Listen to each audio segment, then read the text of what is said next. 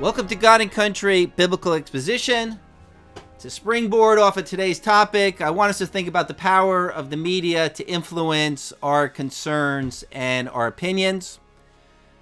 Think for a moment about the healthcare crisis. You say, what healthcare crisis? I haven't heard anything about the healthcare crisis since the beginning of the Obama administration, almost 9 years ago. Well, that's my point. We're not hearing in the media a word about the healthcare crisis like we were hearing during the Obama campaign. So in the minds of most Americans today, there is no healthcare crisis. Apparently, we've moved on to more important issues like the plight of illegal immigrants or trying to prove that the Russians colluded with the Trump campaign to influence the presidential election. But do you think there still is a healthcare crisis? Are medical costs still out of control? I mean, so many families still have to forgo treatments because they can't afford medical care. Well, of course, there still is a healthcare problem in our country. It's probably worse now than it was 9 years ago. Yes, under Obamacare, the number of uninsured went from 44 million to 28 million. But that's only a 30% drop. And forcing people to buy insurance and pay high premiums did not solve the problem of high-cost medical care. Families are still suffering, and you can still find plenty of families that will share medical costs and insurance horror stories. So to prove my point, here's a journal article. Despite implementation of the Affordable Care Act in 2014, the U.S. healthcare crisis continues. While coverage has been expanded, 28 million people remain uninsured, and tens of millions who have coverage are unable to afford care because of the high cost of cost-sharing requirements. Moreover, many with coverage have had a sharply restricted choice of physicians and hospitals. Unquote. But as we know, the media is not putting any of this data before us, any of these cases before us, like they did incessantly 9 years ago. The media has changed the narrative. And those who run the media have decided that it is no longer politically profitable to talk about a healthcare crisis. Now, what I've just said about the healthcare crisis can be said about the national debt crisis, or the Social Security crisis, or the terrorism crisis, or the homelessness crisis. Probably, given the fact that this is Father's Day, we ought to remember that one of the biggest crises in our nation is the single mom, no dad in the home crisis. The media decides which issue is a crisis at any particular moment, and this is a proven fact. There are many troubles in this world. At any given time, the media tends to be fixated on just one issue, and this cannot be just coincidental. There is a deliberate choice in what they want to emphasize, and the public is generally unaware of this. People tend to think that whatever the media is reporting on is the lead story because of some intrinsic, impartial social factor, when in fact the story is actually chosen for ideological reasons. Now, it is true that the media will report on socially important subjects, such as reporting on wars. But which aspect of the war does the media fixate on? The media can quickly shift the public opinion from this war is a moral imperative to this war is a quagmire. In the 2017 movie, The Post, it's all about how the media covered up the bad news about the Vietnam War because they were covering for JFK and for Lyndon Johnson. In fact, the media covered up a lot of negative stories about those administrations, Kennedy's womanizing and Johnson's crude recklessness. And when it came to President Nixon and Watergate, the media could have de-emphasized that story. but they made it front and center to take down Nixon. And there's also all of those scandals in the Obama administration that the media didn't report on. Well, the point I want us to think about is the power of the media to choose the stories that get reported and to choose the stories that get buried.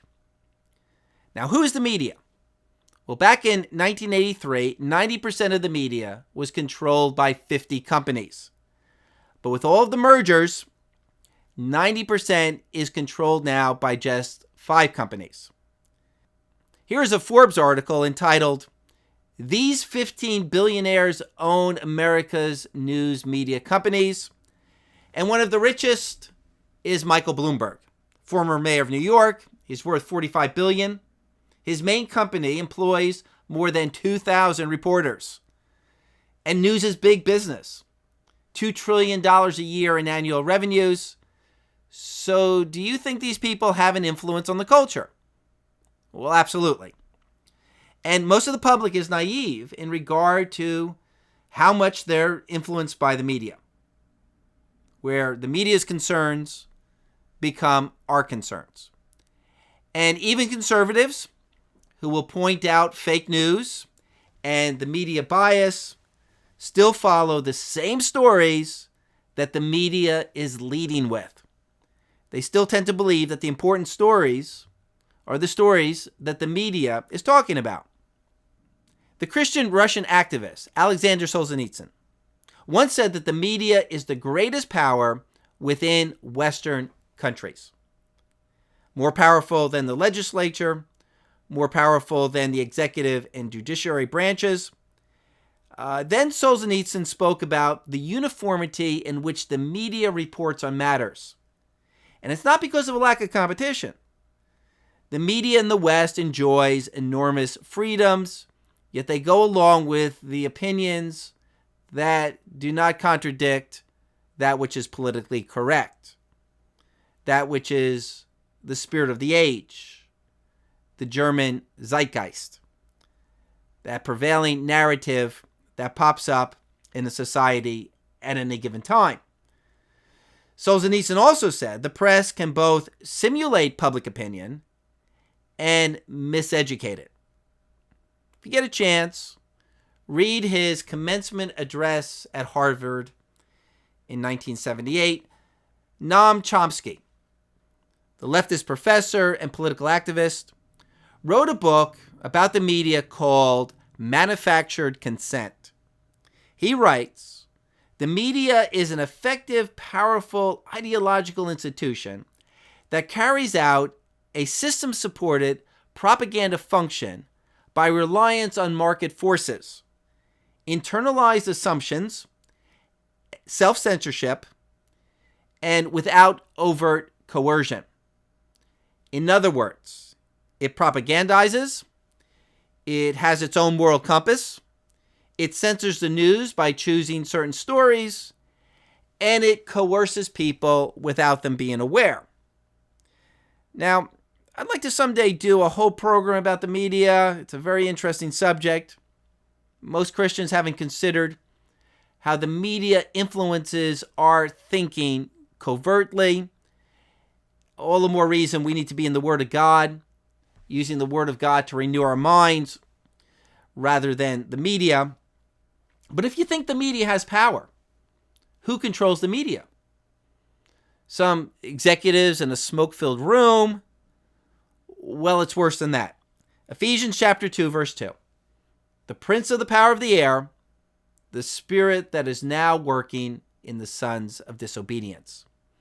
Satan controls the minds of men, and he controls the narrative more than you and I could ever imagine. So talk about a shadow government, a deep state. It's the ruler of this world, Satan. John chapter 12, verse 31. And he does rule. He is not a puppet king. He is not a disinterested demagogue.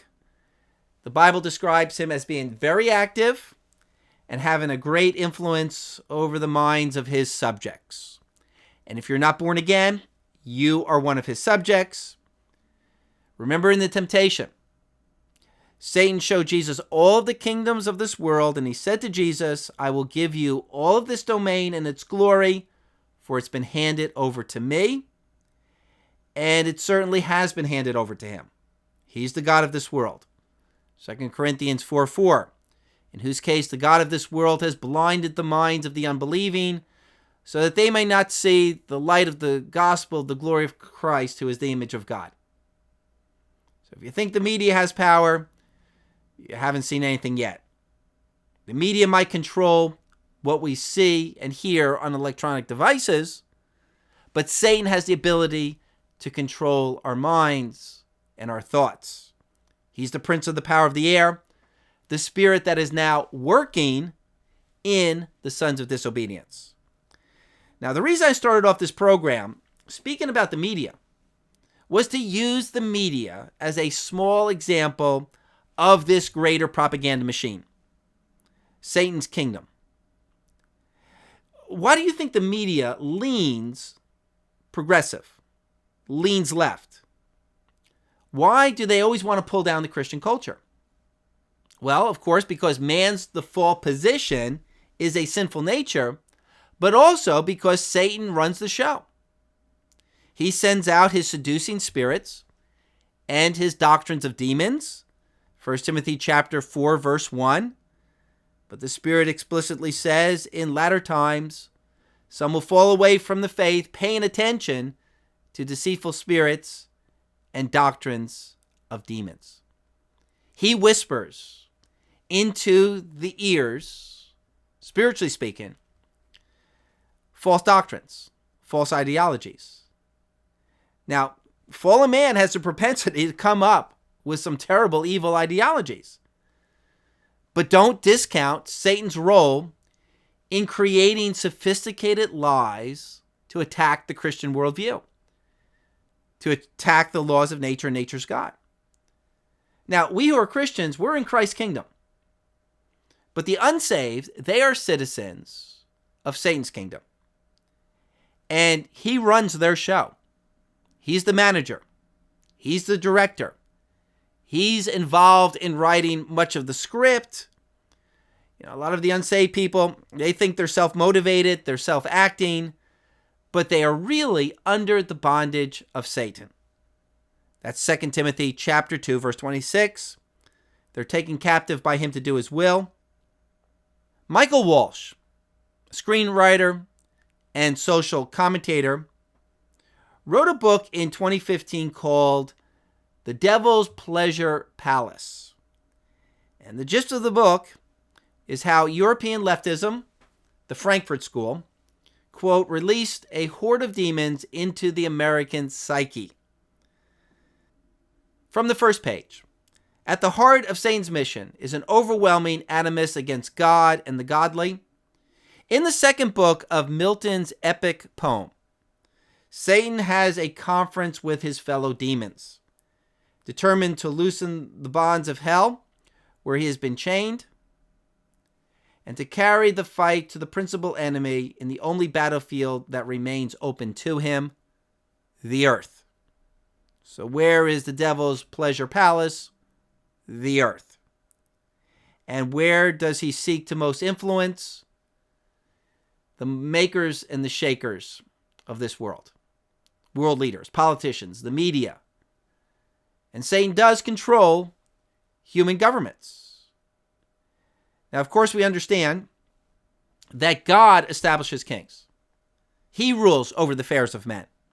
Daniel chapter 4, verse 35, he does according to his will in the hosts of heaven and among the inhabitants of the earth, and no one can ward off his hand or say to God, what have you done? But God, in his control, often allows Satan free reign to influence world leaders, governments, whole nations. As in Job chapter 1, God gave Satan permission to stir up the Sabaeans to attack Job's servants and to steal Job's wealth. The Apostle John, he writes to the church of Pergamum, Revelation chapter 2, verse 13, I know where you dwell, where Satan's throne is. John wasn't just speaking poetically. The city of Pergamum was under some sort of special, strong dominion of Satan. Remember in the Old Testament book of Daniel chapter 10, Daniel is praying for 3 weeks over the prophecy of Israel's return from exile. And finally, an angel arrives to give Daniel a message.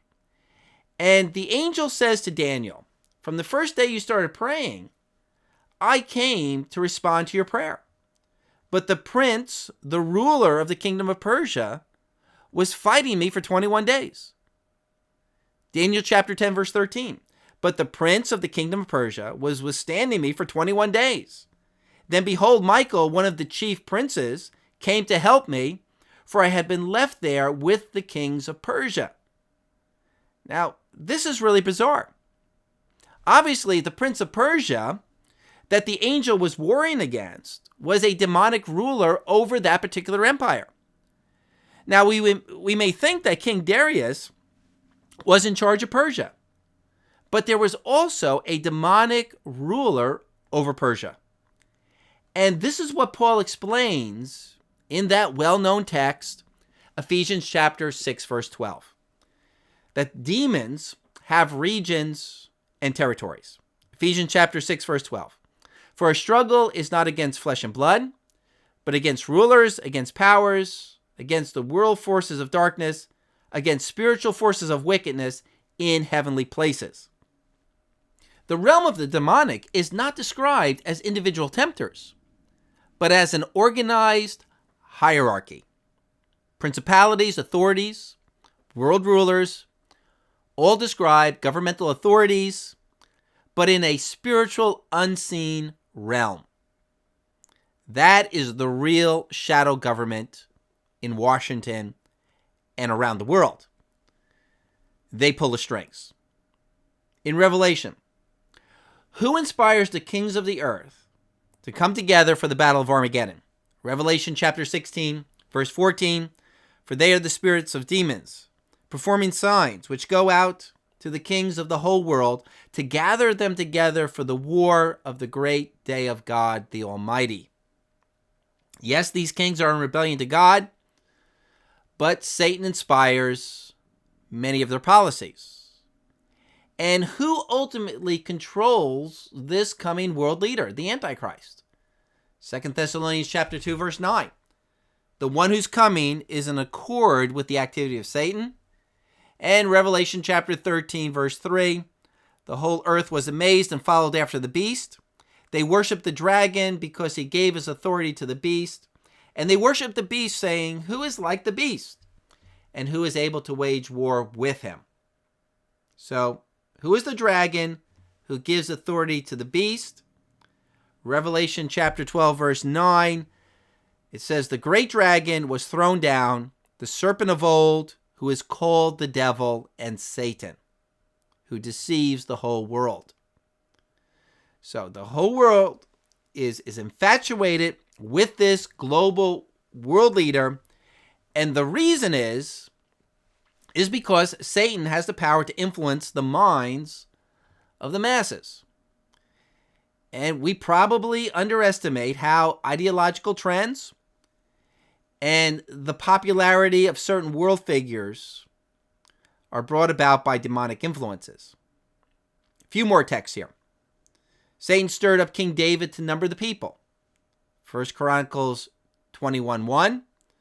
Then Satan stood up against Israel and moved David to number Israel. Also John 13:2. Satan inspired Judas to betray Christ. And in 1 Thessalonians 2:18, Paul says about his travels that Satan hindered his mission team. And Peter wrote about Satan, your adversary the devil, prowls around like a roaring lion, seeking someone to devour. So the scripture reminds us constantly that there's another realm which we do not see. And in that realm, there is a spiritual battle. So what are we to make of all this? Well, it doesn't mean that we're to look for demons under every bush, to name a demon for every problem we have in life. The scriptures don't give us instruction concerning exorcisms. All the scriptures do is make us aware that the battle is not just physically against people, but against demons in the spiritual realm. And we are to know that kingdoms and the governments of this world can be under the influence of demonic forces. So no wonder Christians have been persecuted by governments down through the ages. I believe one of the main messages for Christians in this text, Ephesians chapter 6, verse 12, is a message of comfort. That it's not always our failure to persuade. It's not always our lack of earthly resources. We're dealing with something bigger than we could ever imagine. It's not that we're inept. It's that we're getting this opposition from the demonic. That's why the work seems so impossible. And sometimes it seems like we're getting nowhere in regard to the abortion battle, trying to stop people from killing babies in the womb, and the LGBT battle, trying to get people to see God's moral imperatives and to actually believe that there's a gender. Sometimes our tendency is to be like Job's 3 friends, who blamed Job for all of his troubles, not realizing that Job was the target of Satan. Now, I'm certainly not a fan of blaming Satan for all of our faults, but there are many times we should realize that our difficulties and our troubles are due to satanic forces. He wants to attack our churches. He wants to attack our families. He wants to attack our morals. And the world would look much different if it weren't for the prince of the power of the air. So what's the solution? Well, to remember that we are in a spiritual battle. And therefore, as Paul goes on to say, after pointing out that we wrestle against spiritual forces of wickedness, Paul says in Ephesians 6:13, therefore take up the full armor of God, so that you will be able to resist in the evil day, and having done everything to stand firm. And then the text goes on to describe the armor of God as being a righteous life, faith in God's promises, truth, and prayer. We can defeat the influences of Satan by using these spiritual resources. They have greater power than we could ever imagine. The prayers of God's people can take all of the wind out of the sails of the enemy. In the days of Elisha, the armies of the Syrians came to arrest Elisha. And Elisha's servant was all worried about this. 2 Kings chapter 6, verse 16. So Elisha answered, do not fear, for those who are with us are more than those who are with them. Then Elisha prayed and said, O Lord, I pray, open his eyes that he may see. And the Lord opened the servant's eyes, and he saw, and behold, the mountain was full of horses and chariots of fire all around Elisha. Elisha's servant was seeing the heavenly armies of God, the spiritual realm. If we'd only have faith in what God says about the spiritual realm, this realm that surrounds us, we would stop worrying and start praying more. Because in this type of warfare, the only weapons that work are a righteous life, faith, truth, and prayer. Now some commentary on the culture.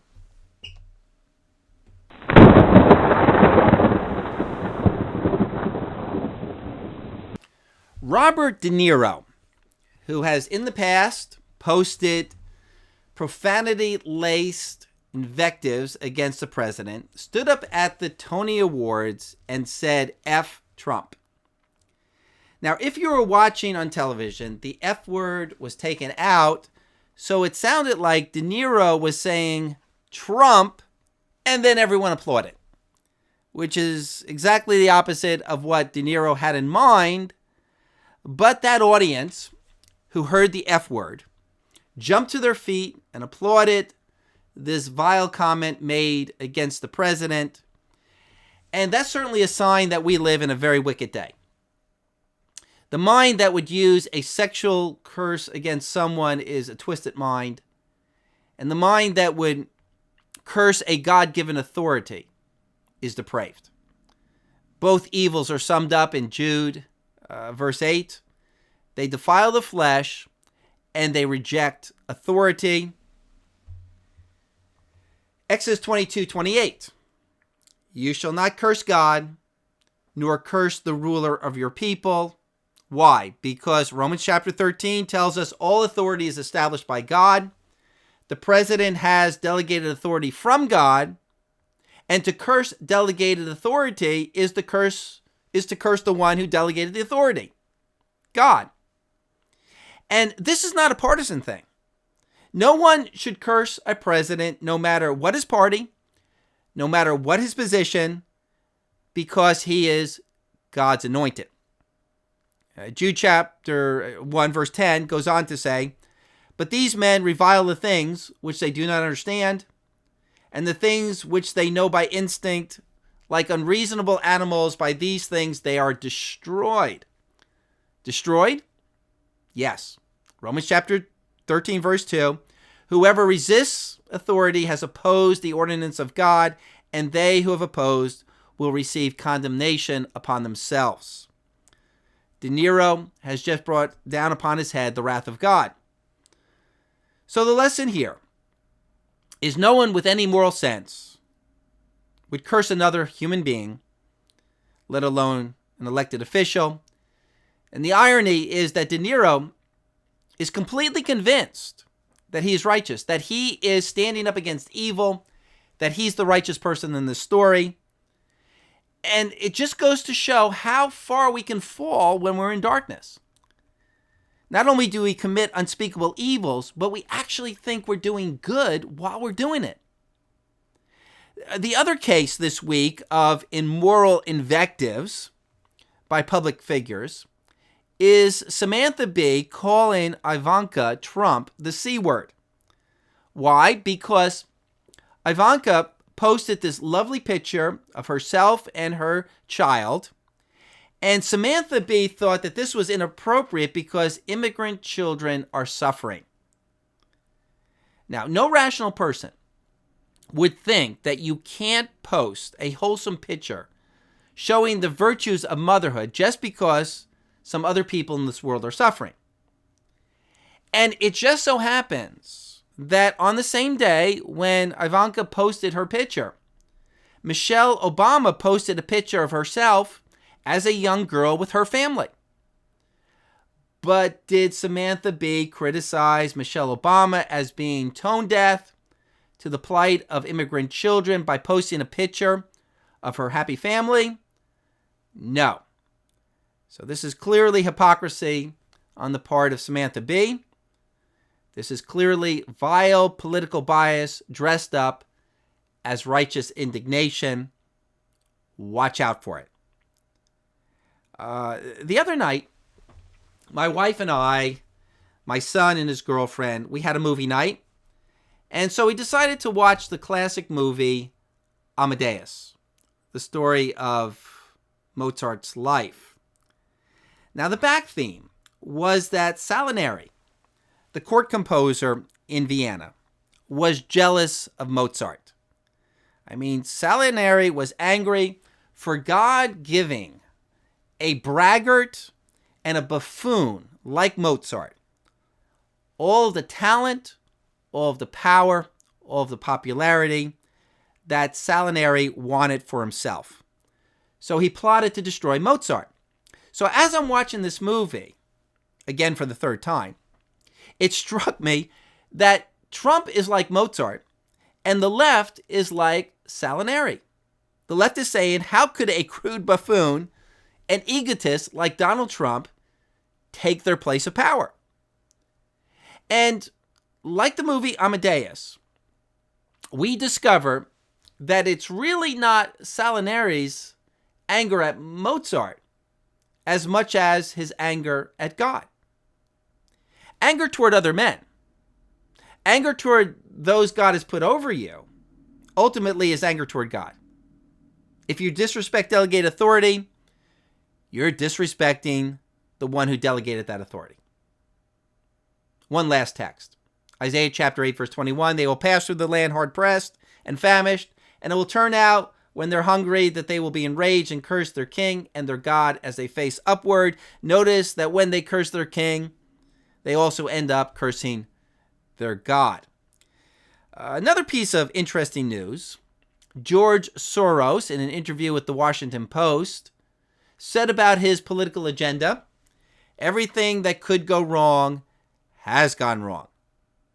Remember, George Soros is that billionaire banker who funds much of the leftist agenda.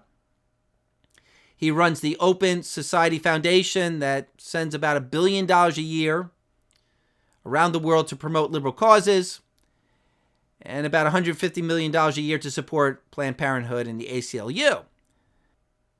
The Washington Post reads, the 87-year-old Holocaust survivor, who has poured much of his fortune into promoting liberal values around the globe, is now confronting a wave of nationalist sentiment, washing against issues he has championed. Well, to hear the ungodly say, everything that can go wrong has gone wrong is a delight. Proverbs 29:2. When the righteous increase, the people rejoice. But when a wicked man rules, people groan. And Proverbs 11:10. When it goes well with the righteous, the city rejoices. And when the wicked perish, there is joyful shouting. But let's be honest here. We know that humanly speaking, everything is not going wrong for George Soros. The culture is on his side. This hour and the power of darkness is his. But his statement certainly foreshadows the day when the wicked will finally be defeated.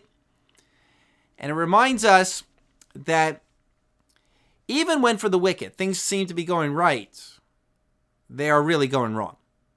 Isaiah chapter 3, verse 11, woe to the wicked, it will go badly with him, for what he deserves will be done to him.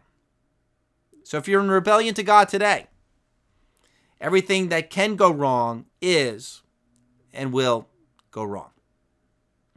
The final piece of interesting news is the video Trump played for Kim Jong-un of North Korea. Apparently, some film studio put together a 4-minute promotional film explaining to Kim Jong the benefits of getting rid of nukes and working with the West.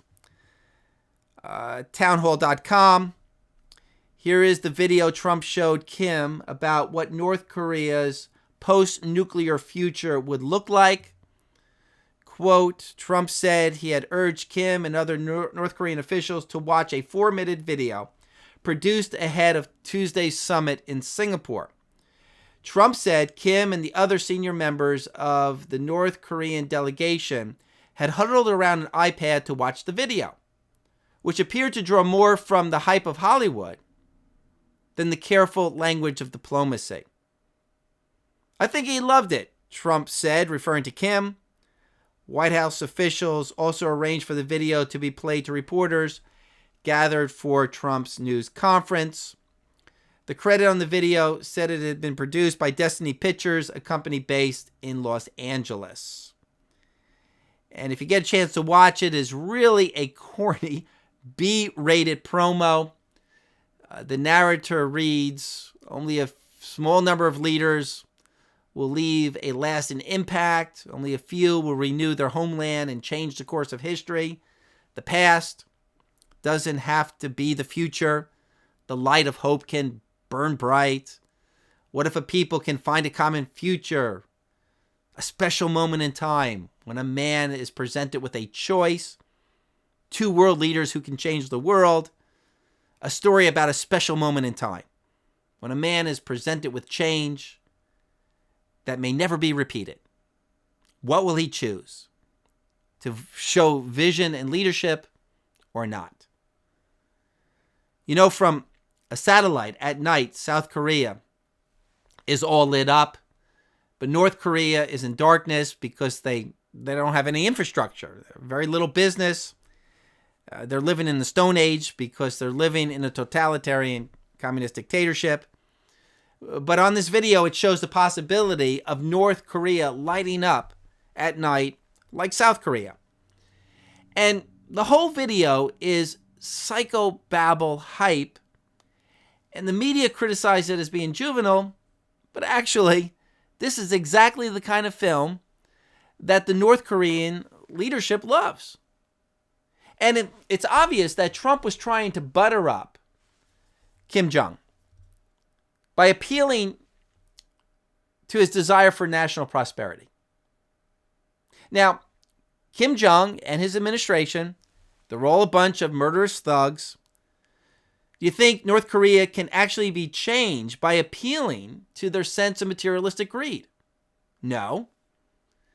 It kind of reminds me of what C.S. Lewis wrote about the only way that the unsaved can change people, can change behavior, is by replacing one vice with another vice. Lewis uses as an example a student who is lazy. And so the teacher comes to that student and appeals to this student's sense of pride. You want to be a bum like all of these other students. And so you've not really intrinsically made the person better. What you've done is replace one vice, the vice of laziness, with another vice, the vice of pride. You've probably actually made the problem worse. You know, Kim Jong would love to turn his people into a slave camp, a slave labor camp for Western factories, as long as he can enrich his state. But you see, Trump, he only thinks in terms of motivating people with business and money. He actually said in an interview, you know, these North Koreans, they have great beaches. You see that whenever they explode their cannons into the ocean. I said, look at those beaches. They would make for great condos. Instead of doing that, they should have the best hotels. Think of it from a real estate perspective. So it's easy to look at Trump's diplomacy and think, you know, this is not going to work. Because you can't change a society by appealing to materialism. There has to be a change in godly core values. However, although the motives and the diplomatic methods are all messed up, it might actually work for the benefit of God's people. For example, remember when Nehemiah wanted to get permission from the Persian government to build a wall around Jerusalem? Nehemiah chapter 2, verses 4 through 5. Then the king said to me, what would you request? So I prayed to the God of heaven. I said to the king, if it pleases the king, and if your servant has found favor before you, send me to Judah, to the city of my father's tombs, that I may rebuild it. So King Artaxerxes granted Nehemiah's request and financed a wall-building project in Jerusalem. Do you think Artaxerxes was doing this out of the goodness of his heart? Do you think he was really interested in the spiritual welfare of the Jews? No, he was probably doing it for financial reasons. If he invested in Jerusalem, that would be one more city in his empire that he could tax.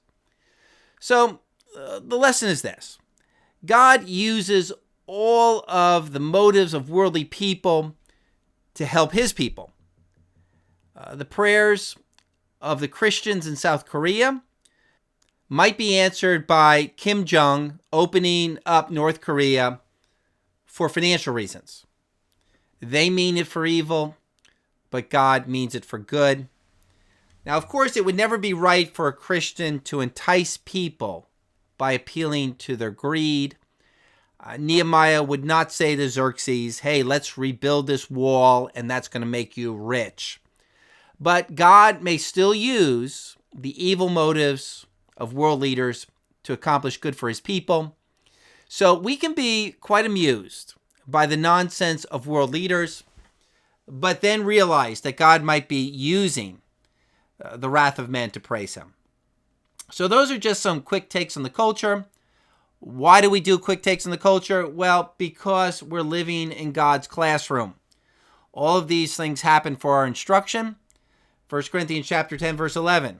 Now these things happen to them as an example, and they were written for our instruction, upon whom the ends of the age have come. So let's look for the hand of God's providence, for the hand of God's instruction in everything that God puts before us, and I hope it'll lead us closer to God. Not like, as for many, it leads them further away from God. Well, next week, I believe the program is going to be about the recent Supreme Court masterpiece cake ruling. May God richly bless you as you live according to his word.